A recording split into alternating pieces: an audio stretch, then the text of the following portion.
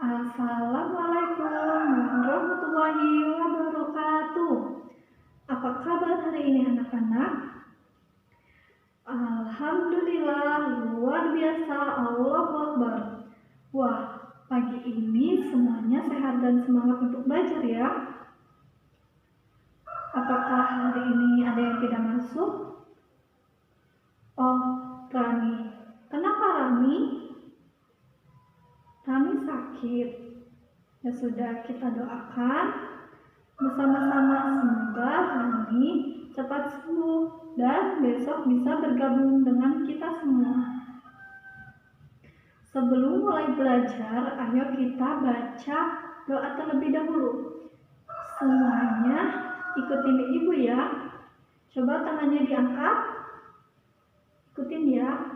1, 2, 3. Mekar kucuk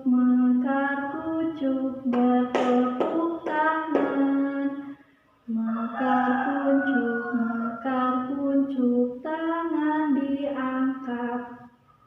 Bismillahirrahmanirrahim. Rabbi zidni ilman warzuqni fahman. Amin. Anak-anak, sebelum kita memulai kegiatan, sebaiknya kita membaca doa terlebih dahulu agar semua kegiatan yang kita akan lakukan berjalan dengan lancar seperti pagi hari ini. Nah, apakah ada yang tahu kemarin kita sudah belajar tentang apa? Ya, kemarin kita sudah belajar tentang sejarah anak kebutuhan khusus. Nah, sekarang kita akan belajar tentang pengertian dan konsep dasar anak berkebutuhan khusus. Pengertian anak berkebutuhan khusus. Di sini, apakah ada yang tahu anak berkebutuhan khusus itu apa? Ya, anak berkebutuhan khusus adalah anak yang memerlukan penanganan khusus karena adanya gangguan perkembangan dan kelainan yang dialami anak. Berkaitan dengan istilah disability, maka anak berkebutuhan khusus adalah anak yang memiliki keterbatasan di salah satu atau beberapa kemampuan, baik itu bersifat fisik seperti tunanetra dan tunarungu, meskipun bersifat psikologis seperti autis dan ADHD. Konsep anak berkebutuhan khusus di sini dibagi menjadi dua, yaitu anak berkebutuhan khusus bersifat sementara, yaitu temporer, dan anak berkebutuhan khusus bersifat menetap, yaitu permanen. Anak berkebutuhan khusus bersifat sementara, temporer adalah anak yang mengalami hambatan belajar dan hambatan perkembangan disebabkan oleh faktor-faktor eksternal, seperti misalnya anak yang mengalami gangguan emosi karena trauma akibat diperkosa sehingga anak ini tidak dapat belajar. Dan yang kedua, anak berkebutuhan khusus bersifat menetap atau permanen.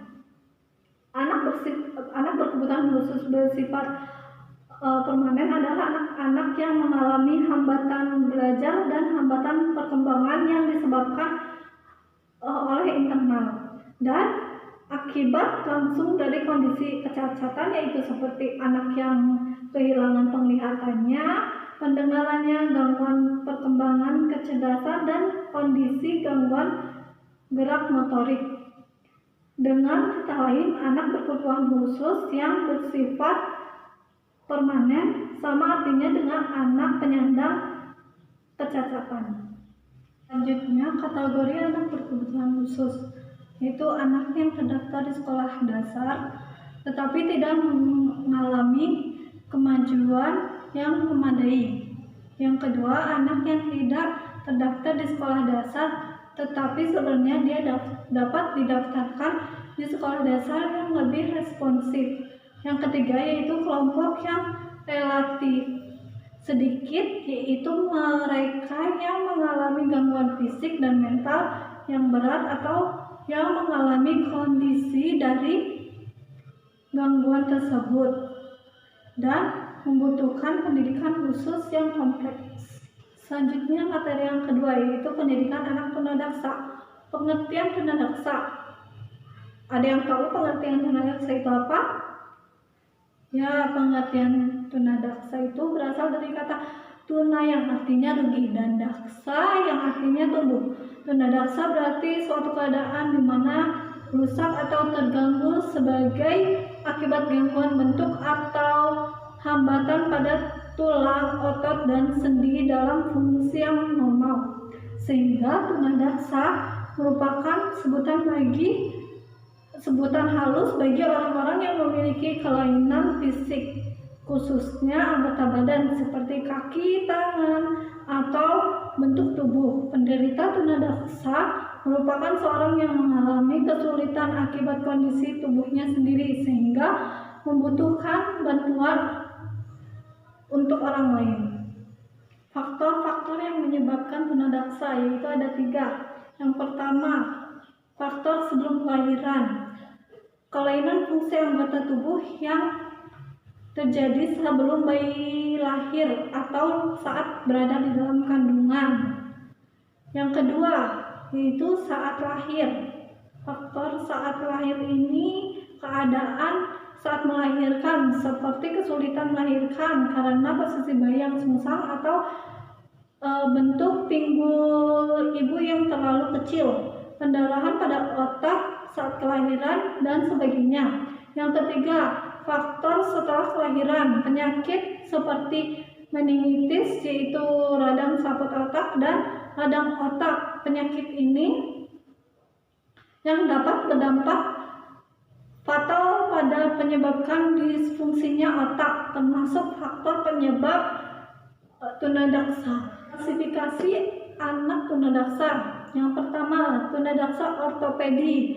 Yang kedua, tunadaksa saraf. Yang ketiga, kaki seperti tongkat. Yang keempat, tangan seperti tongkat. Yang kelima yaitu jari yang lebih dari 5 pada masing-masing tangan atau kaki. Yang keenam, kepala yang kecil atau tidak normal. Yang ketujuh, jari-jari yang berselaput atau menempel satu dengan yang lainnya. Yang kedelapan, gangguan pada leher sehingga kepala terkulai ke muka. Yang kesembilan, sebagai dari sumsum tulang belakang tidak tertutup. Yang ke-10 yaitu kerdil.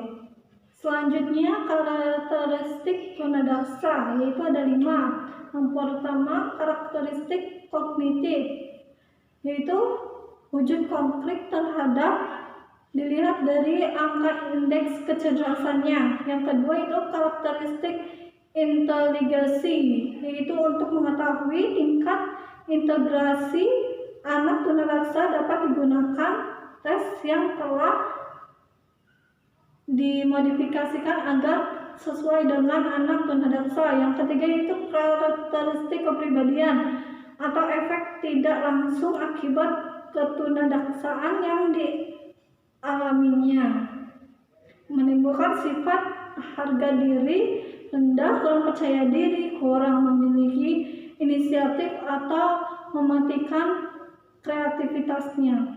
Selanjutnya karakteristik fisik. Aspek fisik juga merupakan potensi yang harus dikembangkan oleh setiap individu. Yang terakhir, karakteristik bahasa atau bicara. Pada penyandang tunadaksa jenis polio, perkembangan bahasa bicara tidak begitu normal. Penanganan anak tunadaksa itu ada 3. Yang pertama, rehabilitasi medis. Yang kedua, rehabilitasi vokasional. Yang ketiga yaitu rehabilitasi psikososial. Alhamdulillahirobbilalamin. Pembelajaran pada pagi hari ini sudah selesai. Untuk itu kita harus bersyukur kepada Allah Subhanahu wa taala untuk apa yang sudah diberikan, seperti mata untuk melihat, telinga untuk mendengar, tangan untuk menulis, dan kaki untuk berjalan dan berlari. Jangan gunakan untuk hal yang tidak baik. Kita harus menjaga anggota tubuh kita sesuai dengan fungsinya. Nah, kita akhiri pembelajaran pada hari ini. Kita baca hamdalah bersama-sama. Alhamdulillahirabbil alamin. Wassalamualaikum warahmatullahi wabarakatuh.